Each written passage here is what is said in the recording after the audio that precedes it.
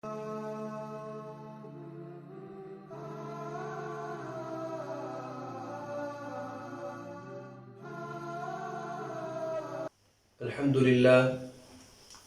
للہ وکفا والصلاة والسلام علی اشرف الانبیاء اما بعد۔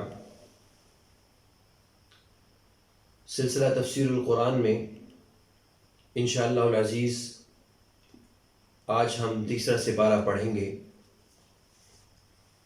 اور تیسرے سپارے کی ابتدا اللہ رب العالمین فرماتے ہیں تلک الرسل فضلنا بعضهم علی بعض۔ اس میں اللہ رب العالمین نے بتایا کہ ہم بعض رسولوں پر فضیلت عطا کرتے ہیں۔ دیکھیں، نبوت ملنے میں تو تمام کے تمام رسول برابر ہیں، لیکن بعض کو بعض پہ فضیلت حاصل ہے، جیسے کہ 5 بڑے انبیاء ہیں، حضرت ابراہیم علیہ السلام، حضرت موسیٰ علیہ السلام، حضرت عیسیٰ علیہ السلام، رسول دو عالم صلی اللہ علیہ وسلم۔ اب رسول اللہ صلی اللہ علیہ وسلم کو تمام انبیاء پر فضیلت حاصل ہے، اور اسی طریقے سے حضرت ابراہیم علیہ السلام کو بقیہ تمام انبیاء پر فضیلت حاصل ہے۔ تو اللہ رب العالمین کی طرف سے یہ فضیلت جو ہے یہ اللہ رب العالمین کی طرف سے ہوتی ہے۔ اس کے بعد اللہ رب العالمین نے آیت الکرسی کو بیان فرمایا ہے، اور یہ آیت الکرسی جو ہے یہ قرآن حکیم کی افضل ترین آیت ہے، اور اس ہر فرض نماز کے بعد اور سونے سے پہلے اگر انسان آیت الکرسی پڑھ لیتا ہے تو شیطانی اثرات سے گھر بھی محفوظ ہو جاتا ہے اور انسان بھی محفوظ ہو جاتا ہے، اور اس کا پڑھنا مستحب ہے۔ اس میں 50 کلمات ہیں اور 10 جملے ہیں، اور 17 بار اللہ تعالیٰ کا ذکر آیا ہے، اور حدیث مبارکہ میں اس کی بڑی فضیلت آئی ہے، اور بالخصوص حفاظت کے لیے آیت الکرسی کا پڑھنا یہ ہمیشہ سے معمول چلا ہوا آ رہا ہے اور پڑھنا چاہیے۔ اور پھر اسی طریقے سے آیت نمبر 258 میں اللہ رب العالمین نے ابراہیم علیہ السلام کا اور نمرود کا مباحثہ ذکر فرمایا ہے۔ ابراہیم علیہ السلام کے زمانے میں ایک بادشاہ نمرود تھا، اور وہ ابراہیم علیہ السلام اس کی طرف دعوت کا پیغام جب لے کر گئے تو حضرت ابراہیم علیہ السلام نے دعوت دی۔ اذ قال ابراہیم ربی الذی یحیی و یمیت، اس نے پوچھا کہ آپ کا رب کون ہے؟ تو ابراہیم علیہ السلام نے کہا کہ میرا رب وہ ہے جو زندہ بھی کرتا ہے اور مارتا بھی ہے۔ قال انا احیی و امیت، تو وہ کہنے لگا یہ تو میں بھی کر سکتا ہوں۔ اس نے ایسے کیا کہ ایک شخص جس کو سزائے موت ہو چکی تھی اس کو چھوڑ دیا، اور جو ایک گزرتا ہوا شخص تھا وہ مجرم نہیں تھا، اس کو سزائے موت دے دی۔ اس نے کہا کہ میں تو یہ بھی کر سکتا ہوں۔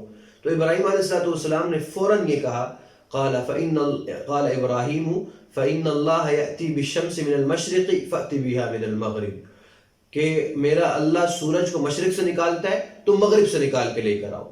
فبہت الذی کفر، تو اس سے وہ جو کافر تھا وہ مبہوت ہو کر رہ گیا۔ تو اس میں ایک بہت بڑا ایک اہم ترین پیغام ہے۔ دیکھیے، بسا اوقات انسان اپنے آپ کو بڑا عقل مند دانشمند سمجھ رہا ہوتا ہے، لیکن وہ بنیادی چیزیں نہیں سمجھ رہا ہوتا، تو اس کو سمجھانے کے لیے دلائل پر زیادہ اس کو کہتے ہیں ہندی کی چندی نکالنا اور دلائل پر دلائل دیتے رہنا۔ اگر وہ سمجھنے کے لیے تیار ہی نہیں ہے تو بجائے اس کے کہ اس کو دلائل پر دلائل دیے جائے، اس کو ایسی بات کی جائے کہ جس کا جواب اس کے پاس بھی نہ ہو۔ یہ طریقہ کار ہوتا ہے کسی کو قائل کرنے کا قرآن حکیم کے مطابق۔ اور پھر اس کے بعد اسی سورہ بقرہ کی آیت نمبر 261 میں اللہ رب العالمین اپنے راستے میں خرچ کرنے والوں کی فضیلت کو بیان فرما رہے ہیں۔ اللہ تعالیٰ فرماتے ہیں مثل الذین ينفقون اموالهم فی سبیل اللہ کمثل حبة انبتت 7 سنابل فی کل سنبلۃ 100 حبہ، کہ جو لوگ اللہ کے راستے میں مال خرچ کرتے ہیں ان کی مثال ایسی ہے جیسے کہ ایک دانہ ہوتا ہے، جیسے گندم کا دانہ ہے، اور اس ایک دانے سے 7 بالیں اگ جاتی ہیں۔ دیکھیں، گندم ہوتی ہے، اس کا ایک دانہ ہوتا ہے، پھر اس کا اوپر اس کا ایک خوشہ ہوتا ہے، اور پھر اس پہ سٹے لگے ہوئے ہوتے ہیں، اور وہ جو سٹے ہوتے ہیں ان میں سے ایک جو سٹا ہوتا ہے یا ایک جو اس کا خوشہ ہوتا ہے اس پہ 100 دانے ہوتے ہیں۔ تو ایک دانے سے انسان اگر وہ 7 لگے ہوئے ہوں، ہر ایک میں 100 ہو تو 700 دانے انسان حاصل کر لیتا ہے۔ اللہ فرماتے ہیں ایسے ہی جو میرے راستے میں ایک خرچ کرتا ہے، 1 روپیہ ہو، $1 ہو یا 1 پاؤنڈ ہو، اللہ کے راستے میں جو ایک خرچ کرتا ہے، اللہ رب العالمین اس کو 700 گنا بڑھا کر واپس فرماتے ہیں۔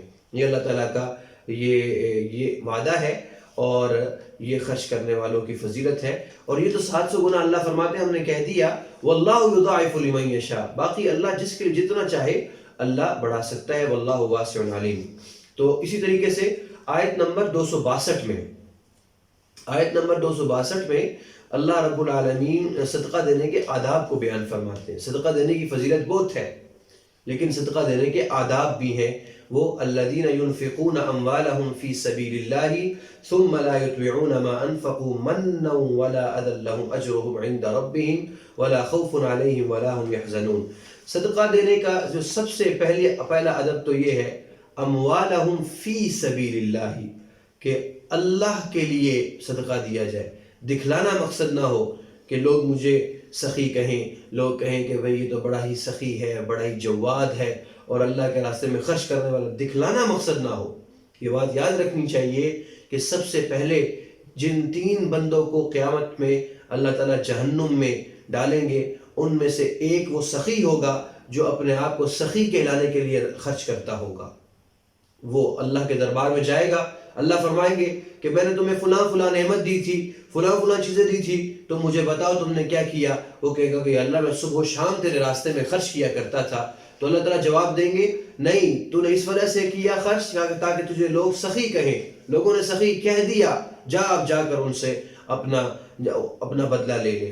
تو لہٰذا پہلا جو ادب ہے کہ دکھلاوا نہیں ہونا چاہیے، اور دوسرا من ولا اذى، کہ صدقہ دینے کے بعد احسان نہیں جتلانا چاہیے۔ یہ بھی ایک بہت بری بیماری ہوتی ہے کہ ہم اگر کسی کو دیتے ہیں، کسی کے ہیلپ کرتے ہیں، کسی کی مدد کرتے ہیں، اور پھر ہم ان کو مجمع میں برسر عام ہم ان کو پھر ذلیل بھی کرتے ہیں۔ یاد ہے فلاں وقت میں نے تمہارے ساتھ مدد کی تھی، تمہارے ساتھ تم کتنی مشکل میں تھے، یا اس کو تو نہیں بتاتے، لوگوں کو بتاتے پھرتے ہیں کہ وہ اس وقت اس طرح سے پریشان تھا، میں وہاں پر پہنچا تھا اور میں نے اس کی میں نے مدد کی تھی۔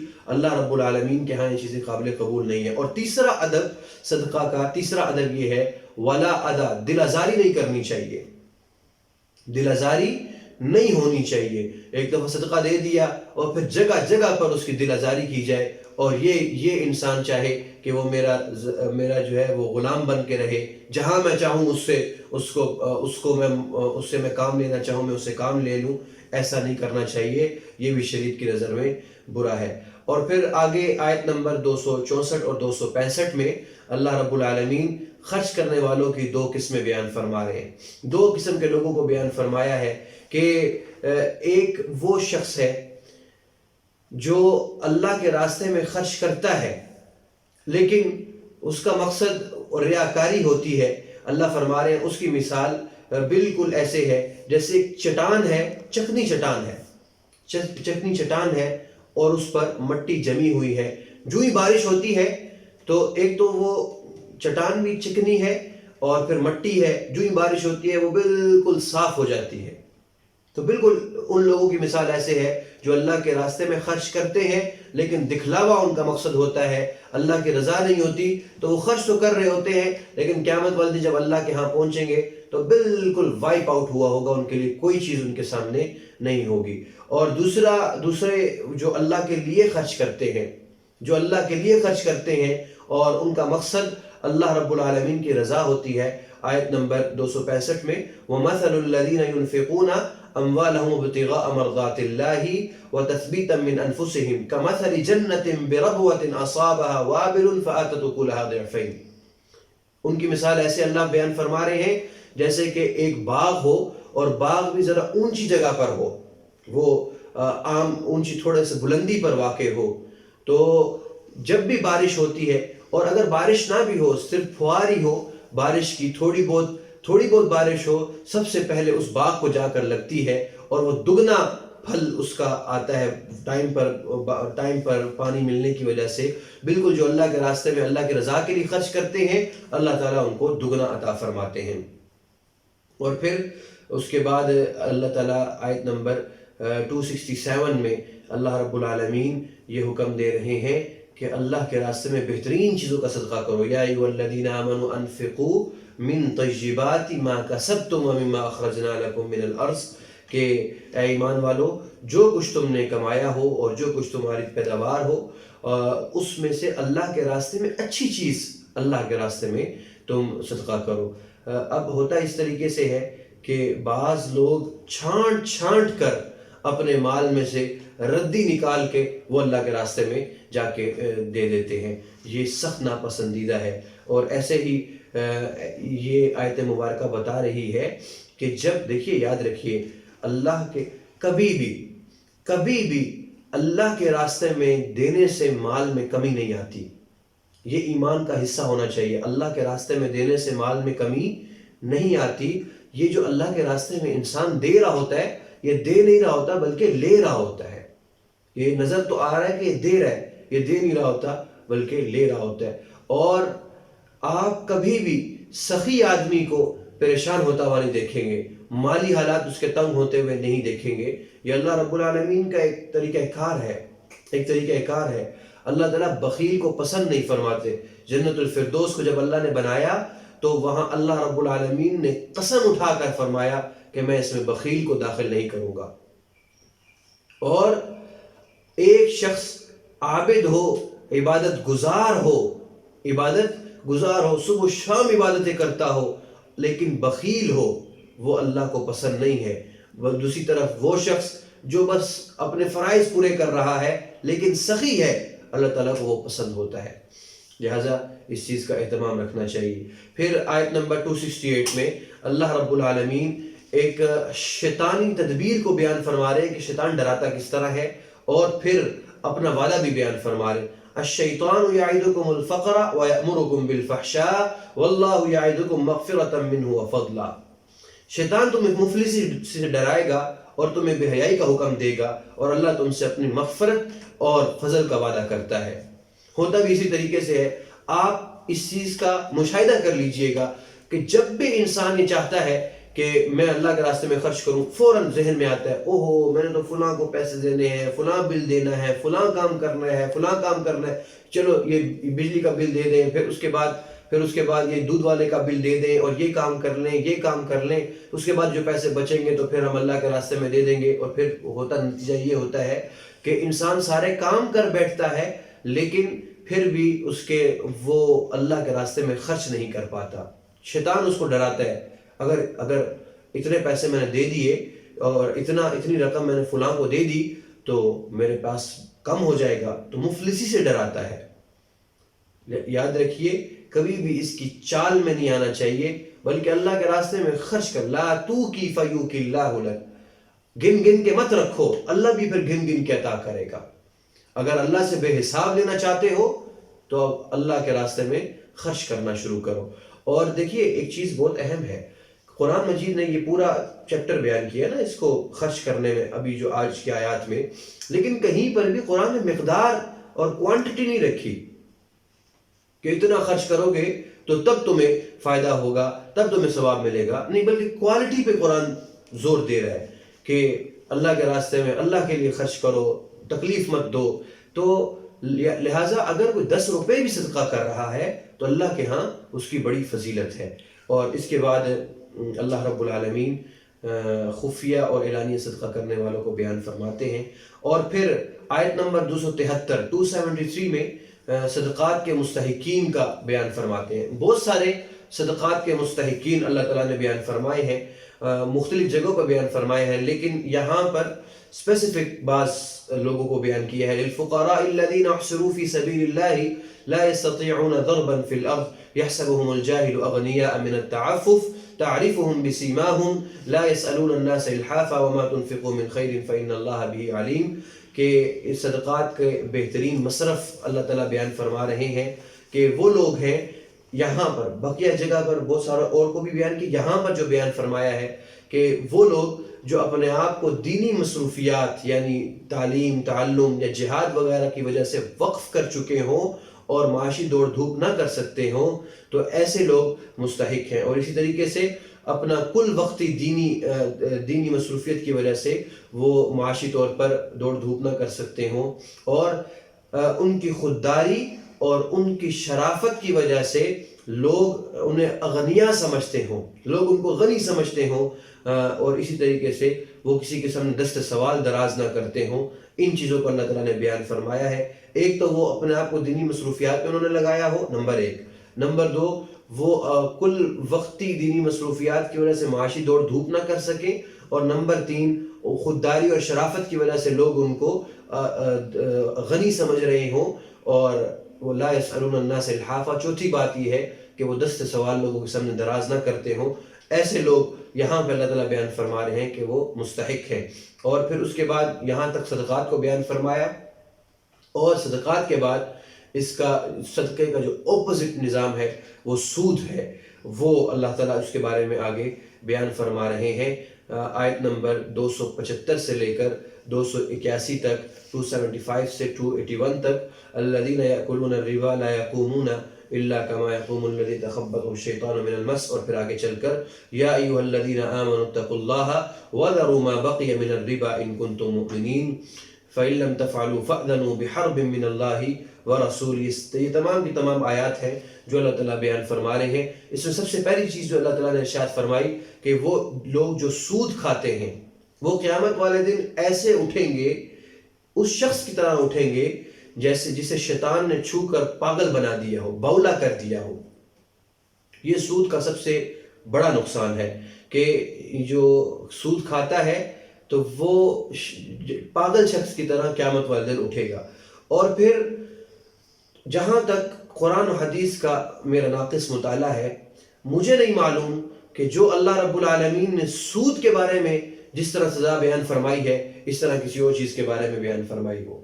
اللہ تعالیٰ ارشاد فرماتے ہیں یا ایھا الذین آمنوا اتقوا اللہ وذروا ما بقی من الربا ان کنتم مؤمنین۔ اے ایمان والو، اللہ سے ڈرو اور سود کو چھوڑ دو اگر تم واقعی مومن ہو۔ فإن لم تفعلوا، اگر نہیں یہ چھوڑتے سود کو، فأذنوا بحرب من اللہ ورسولہ، تو اللہ تعالیٰ اور اس کے رسول کی طرف سے اعلان جنگ سن لو۔ اللہ اور اس کے رسول کی طرف سے اعلان جنگ سنو۔ اب آپ خود اندازہ کیجئے کہ اگر انسان کا گھر خدا اور اس کے رسول کے خلاف جنگ کا مورچہ ہو تو کیا وہاں پر کبھی سکون آ سکتا ہے؟ کبھی بھی نہیں۔ اسی وجہ سے اللہ رب العالمین نے ارشاد فرمایا۔ اور بات یہ ہے، دیکھیں اللہ تعالیٰ نے ایک بات ارشاد فرمائی ہے کہ وہ شخص جو سود کھاتا ہے وہ بولا ہو جاتا ہے، خبتی ہو جاتا ہے، وہ پاگل ہو جاتا ہے۔ اور یہ صرف آخرت میں نہیں بلکہ سود خور دنیا میں بھی ذہنی پریشانی، قلبی اضطراب اور کاروباری الجھنوں میں ہمیشہ الجھا رہتا ہے، اور رات اور دن کا سکون اس کا حرام ہوتا ہے۔ سود خور کبھی بھی آپ کو سکون کے ساتھ نہیں ملے گا۔ اور سود خور کے جو اکاؤنٹ میں تو بظاہر بے شمار پیسہ نظر آ رہا ہوتا ہے، لیکن آنکھیں بند ہونے کے بعد اسے پتہ چلے گا کہ اس کا آخرت کا اکاؤنٹ بالکل خالی ہے۔ اور اسی طریقے سے یاد رکھیے کہ اگر آج کسی نہ کسی طرح اگر ہم سود میں پڑے ہوئے ہیں اور ہم نے اگر معافی نہ مانگی تو اللہ کے رسول کے سامنے صلی اللہ علیہ وسلم کل قیامت والے دن ہمیں سخت شرمندگی کا سامنا کرنا پڑے گا اور سخت ذلت کا سامنا کرنا پڑے گا۔ تو سب سے پہلے اللہ رب العالمین نے صدقہ کو بیان فرمایا، اور پھر اس کے بعد اللہ تعالیٰ نے سود کو بیان فرمایا، اور ان دونوں نظاموں کو بتا دیا کہ اللہ کے ہاں کون سا قابل قبول ہے اور کون سا قابل رد ہے۔ اور پھر یہ بھی بڑی اہم بات ہے کہ دیکھیں اس کا تعلق بھی ایمان کے ساتھ ہے۔ اب صدقہ میں انسان دے رہا ہوتا ہے اور سود میں انسان لے رہا ہوتا ہے، لیکن جب ایمان اللہ پر ہو تو اللہ پھر انسان کو معلوم ہوتا ہے جو میں صدقہ میں دے رہا ہوں یا میں دے نہیں رہا بلکہ اللہ سے لے رہا ہوں، اور جو سود میں دے رہا ہوں یہ میں دے نہیں رہا بلکہ یہ میں ختم کر رہا ہوں۔ جو میرے پاس چیزیں موجود ہیں، میں یہ لوگوں سے جو مال لے رہا ہوں اور میرے اکاؤنٹ بڑھ رہا ہے، ایسا نہیں ہو رہا بلکہ میرے پاس جو کچھ موجود ہے وہ بھی ختم ہو رہا ہے۔ تو اس چیز کو اللہ رب العالمین نے بیان فرمایا، اور پھر اس کے بعد آگے چل کر معاملات کے بارے میں آیت نمبر 282 میں اللہ رب العالمین نے کچھ اصول بیان فرمائے اور مالی معاملات کے بارے میں. اور یہ جو آیت مبارکہ ہے آیت نمبر 282، یا ایھا الذین آمنوا اذا تداینتم بدین الی اجل مسمی فاکتبوہ، یہ سب سے قرآن حکیم کی لمبی ترین آیت ہے. قرآن حکیم کی لمبی ترین آیت ہے. اس میں اللہ تعالیٰ نے چند باتیں بیان فرمائی ہیں. اس میں اللہ تعالیٰ یہ ارشاد فرما رہے ہیں کہ ادھار جب تم کوئی معاملہ کر رہے ہو تو ادھار کے معاملات کی دستاویز، تحریری دستاویز لازمی تیار کر لو. جب کوئی ادھار کا معاملہ کر رہے ہو تو ایگریمنٹ کوئی سائن کر لو، اس کے بارے میں کوئی تمہارے پاس سند اور ثبوت ہونا چاہیے. یہ حکم بیان فرمایا. اور پھر دوسرا حکم اس میں یہ بیان فرمایا ہے کہ جب تم ادھار کا معاملہ کر رہے ہو تو اس کا کوئی نہ کوئی میعاد ضرور مقرر کر لینی چاہیے. کسی کو پیسے دیے کہ بھائی میں اگست کی 3 تاریخ کو تم سے واپس لوں گا، میعاد ضرور مقرر کرنی چاہیے. اب ہوتا ایسے ہے کہ ہم میعاد مقرر نہیں کرتے اور پھر اگلا بندہ دیتا نہیں ہے، واپس نہیں کر رہا ہوتا اور پھر ہم پریشان رہتے ہیں. یہ حکم بیان فرمایا. اور اسی طریقے سے اگر ادھار کا معاملہ ہو اور دستاویز وغیرہ ممکن نہ ہو تو کوئی چیز رہن رکھ لی جائے، کسی چیز کو پلیج کر لیا جائے. اس کو اللہ تعالیٰ نے بیان فرمایا. اور ایسے ہی آگے یہ بیان فرمایا کہ اگر دست بدست تجارت ہو، یعنی ہاتھ در ہاتھ ہو، جیسے آج کل ہوتا ہے، نقد لین دین ہو، کیش پر کام کر رہے ہو، اگر پھر دستاویز تیار نہیں کرتے تو کوئی ضرورت نہیں ہے، لیکن اگر کر لو تو اچھا ہے. لیکن بنیادی اصول جو اللہ تعالیٰ بیان فرما رہے ہیں کہ مالی معاملات ان کو ضرور لکھ لیا کرو. اور آپ کو معلوم ہے ہمارے ہاں لیگل مسائل بھی تبھی کھڑے ہو جاتے ہیں کہ جب چیزیں لکھی بھی نہیں ہوتی. اب بھانجا اور ماموں انہوں نے کاروبار شروع کیا اور لکھا کچھ بھی نہیں، لکھت پڑھت کچھ بھی نہیں کی کہ کس طرح ہم کاروبار کریں گے. اب کاروبار چل پڑا، اب ماموں کہہ رہا ہے کہ بھانجا صحیح کام نہیں کرتا اور بھانجا یہ سمجھتا ہے کہ میرا ماموں میرے ساتھ گیم کر رہا ہے، یہ صحیح میرے ساتھ معاملہ نہیں کر رہا. اب لکھا ہوتا نہیں ہے پہلے، لہٰذا لکھ لینا چاہیے، اس کا یہ اہتمام رکھنا چاہیے.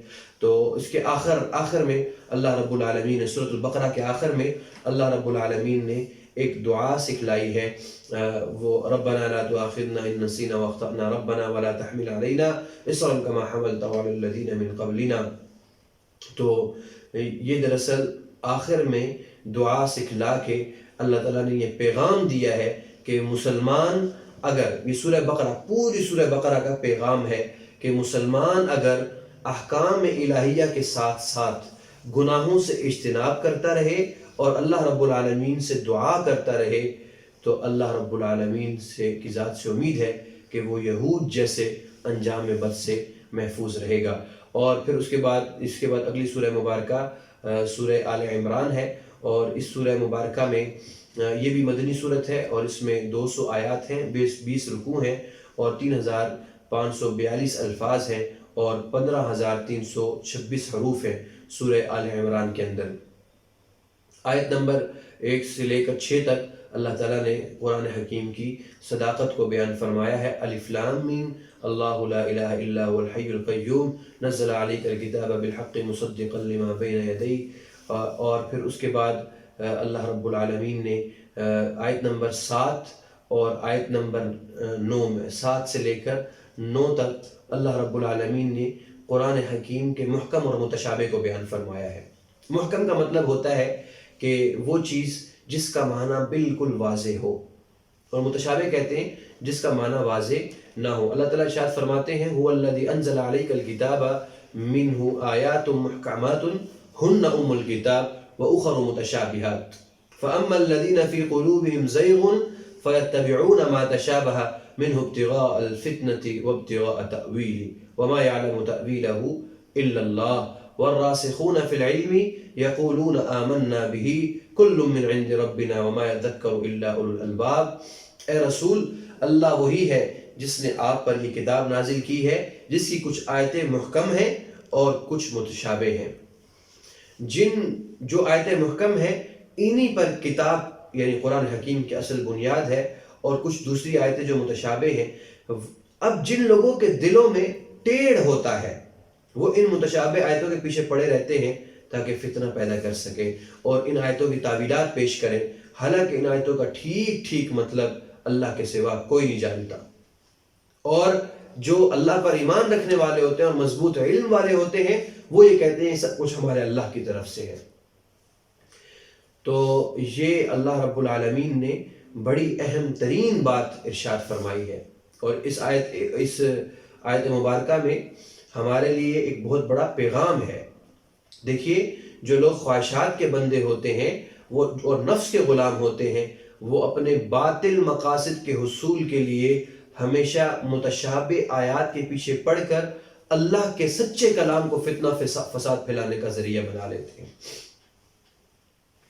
اب آپ دیکھیے کہ جس شخص نے دین پر عمل نہیں کرنا ہوتا یا اس کے لیے مشکل ہو رہا ہوتا ہے اس کے سامنے سارا کا سارا دین کنٹروورشل ہوتا ہے. وہ سمجھتا ہے کہ سارا کا سارا دین یہ متضاد چیزیں ہیں. وہ یہ سمجھتا ہے کہ سارا کا سارا دین یہ فرقوں میں بٹا ہوا ہے, یہ مسلکوں میں بٹا ہوا ہے. وہ اس دین کو اس طریقے سے وہ دین کو ڈیفائن کرتا ہے اور وہ دین کو اس طریقے سے پیش کرتا ہے. لیکن جو لوگ علم میں پختگی رکھتے ہیں اور خوف خدا رکھتے ہیں اور ان میں ہدایت کو طلب کرنے جیسی صفات پائی جاتی ہیں تو وہ ہمیشہ اپنے اللہ پر یقین رکھتے ہیں اور ہمیشہ وہ اللہ کی پیروی کرتے ہیں. اور جو چیزیں سمجھ نہیں آ رہی ہوتی ہیں ان کو اور متشابہ چیزیں ہوتی ہیں وہ یہ وہ کہتے ہیں کہ یہ اللہ کی طرف سے ہے, اس کا معنی اللہ ہی کو معلوم ہے. لہٰذا یہ اپنا مزاج بنانا چاہیے بجائے اس کے کہ ہم دین میں ٹیڑھ پیدا کرنے کی کوشش کریں اور پھر مختلف چیزوں کو جوڑ کر فتنہ و فساد پھیلائیں. یہ ایمان والوں کا کام نہیں ہے. اللہ تعالیٰ ہمیں اس سے محفوظ فرمائے. اور پھر سورہ آل عمران کی آیت نمبر 19 میں اللہ تعالیٰ ارشاد فرما رہے ہیں ان الدین عند اللہ الاسلام, کہ اللہ تعالیٰ کے نزدیک معتبر دین وہ صرف اسلام ہی ہے. اسلام کے علاوہ اللہ کے نزدیک کوئی اور معتبر دین اب نہیں ہے. بلکہ سورہ آل عمران میں دوسرے مقام پہ اللہ تعالیٰ نے ارشاد فرمایا وَمَن يَبْتَغِ غَيْرَ الْإِسْلَامِ دِينًا فَلَن يُقْبَلَ مِنْهُ, جو کوئی اسلام کے علاوہ کسی اور دین کو اپنی زندگی میں لانے کی کوشش کرے گا اللہ تعالیٰ اس کو ہرگز قبول نہیں فرمائیں گے. لہٰذا ہم سے یہ آیت مبارکہ تقاضا کر رہی ہے کہ اگر ہم یہ چاہ رہے ہیں کہ ہماری زندگیوں میں اللہ موجود رہے تو اسلام کو اپنی زندگیوں میں لانا ضروری ہے. اور اسی طریقے سے یاد رکھیے کہ اسلام کے بغیر اللہ کے ہاں انسان کی کوئی قدر و قیمت نہیں ہے, اگرچہ وہ کتنا ہی اچھے کام کرنے والا کیوں نہ ہو. اگر ایمان نہیں ہے, اللہ کے دین پر یقین نہیں ہے, تو انسان کی قدر و قیمت بھی اللہ کے ہاں نہیں ہے. اور پھر آیت نمبر 31 اور 32 میں اللہ رب العالمین نے اتباع رسول کے متعلق بیان فرمایا ہے. اللہ تعالیٰ ارشاد فرماتے ہیں قُلْ إِن كُنتُمْ تُحِبُّونَ اللَّهَ فَاتَّبِعُونِي يُحْبِبْكُمُ اللَّهُ وَيَغْفِرْ لَكُمْ ذُنُوبَكُمْ. اے پیغمبر آپ ان لوگوں سے کہہ دیجئے اگر تم اللہ سے محبت رکھتے ہو تو میری اتباع کرو. اگر تم یہ سمجھتے ہو کہ ہم اللہ کے بندے ہیں تو ضروری ہے کہ میری اتباع کرو. اگر تم میری اتباع کرو گے تو اللہ تم سے محبت کرنا شروع کر دے گا اور تمہارے گناہوں کو معاف کر دے گا. قُلْ أَطِيعُوا اللَّهَ وَالرَّسُولَ, اور اے پیغمبر ان کو یہ بھی کہہ دیجئے اللہ کی اطاعت کرو, اللہ کے رسول کی اطاعت کرو. فَإِن تَوَلَّوْا فَإِنَّ اللَّهَ لَا يُحِبُّ الْكَافِرِينَ, اور یہ بات یاد رکھو اگر تم منہ موڑو گے تو اللہ تعالیٰ منہ موڑنے والوں کو اور ایسے کافروں کو پسند نہیں فرماتے. تو یہ آیت ہمیں کیا پیغام دیتی ہے کہ اللہ کی محبت کے حصول کا سب سے محفوظ اور مستند راستہ وہ رسول اللہ صلی اللہ علیہ وسلم کی اتباع اور اطاعت ہے. آپ علیہ السلام کی اتباع کے بغیر خالی محبت کے دعوے یہ ناقابل اعتبار ہیں اور کھوکھلے وعدے اور نعرے ہیں. ان کے ہاں اللہ تعالیٰ کے ہاں ان چیزوں کی کوئی قدر و قیمت نہیں ہے. تو یہی بنیادی پیغام ہے. اللہ رب العالمین ہمیں اس پر عمل کرنے کی توفیق عطا فرمائے. دعا کر لیجئے. الحمدللہ رب العالمین والعاقبۃ للمتقین والصلاۃ والسلام علی اشرف الانبیاء والمرسلین یا الہ العالمین یا ارحم الراحمین. یہ جو سلسلہ تفسیر القرآن شروع ہوا ہے بہت سارے احباب, بہت سارے بچے اور خواتین اس کے ساتھ جڑے ہوئے ہیں، تیرا قرآن حکیم سمجھنے کی کوشش کرتے ہیں، یا اللہ اس کو اپنی بارگاہ میں قبول فرما۔ اے میرے رحیم اللہ، میرے کریم اللہ، تو ہم سے راضی ہو جا، یا اللہ ہمیں اپنی رضا عطا فرما، ہمیں اپنی رضا عطا فرما، یا اللہ تو ہم سے راضی ہو جا، رسول اللہ صلی اللہ علیہ وسلم کی اتباع عطا فرما، وصلی اللہ تعالی علی خیر خلق محمد وعلی آلہ وصحبہ اجمعین برحمتک یا ارحم الراحمین۔